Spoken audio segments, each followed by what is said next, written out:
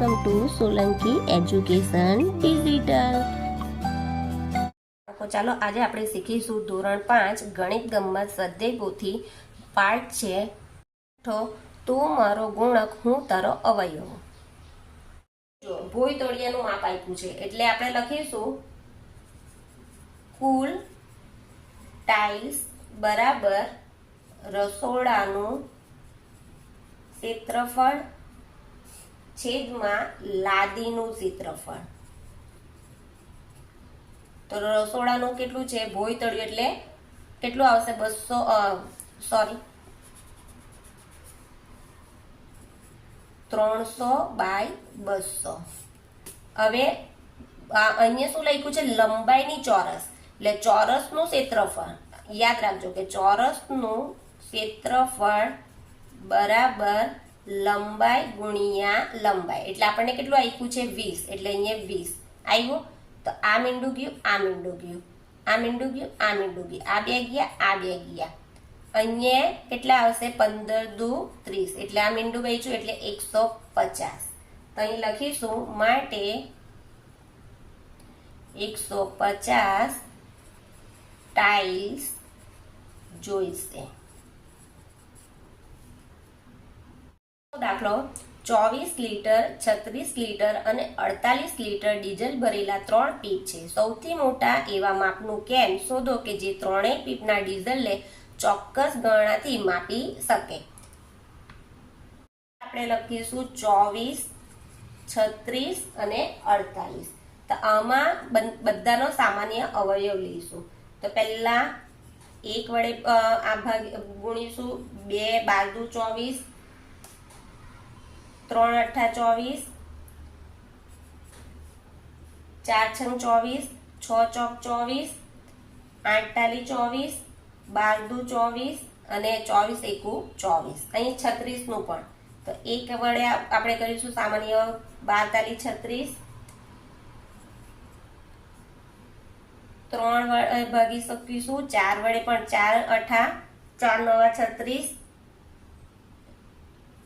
6 36 9 ચોક 36 12 તાલી 36 18 તાલી 36 ને 36 એકુ 36। હવે 48 નું પણ એ રીતના થશે 1 વડે પણ ભાગી શકીશું 2 વડે ભાગી શકીશું 3 વડે 4 વડે પણ ભાગી શકીશું 6 વડે પણ 8 વડે 12 વડે 16 વડે 24 વડે અને 48।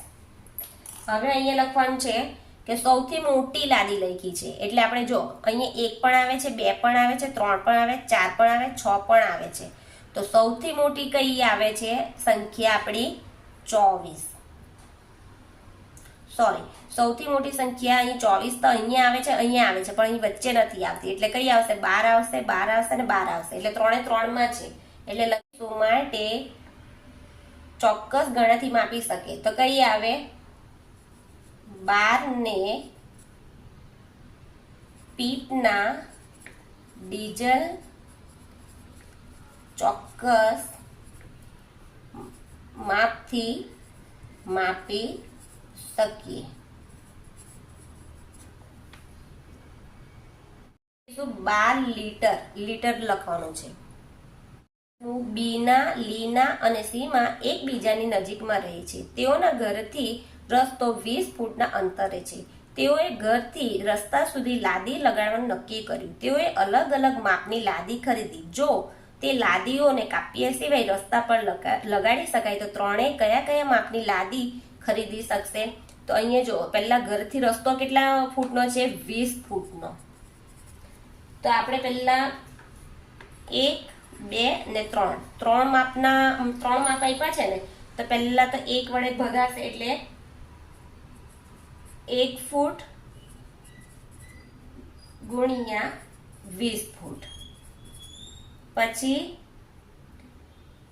4 ફૂટ ગુણ્યા 5 ફૂટ 4 પંચા 20 ને ત્રીજું 10 ફૂટ ગુણ્યા 2 ફૂટ 10 દુ 20 એટલે તમે આ 3 માપથી લાદી ખરીદી હશે। ચાલો ગૃહ કાર્ય કરીએ।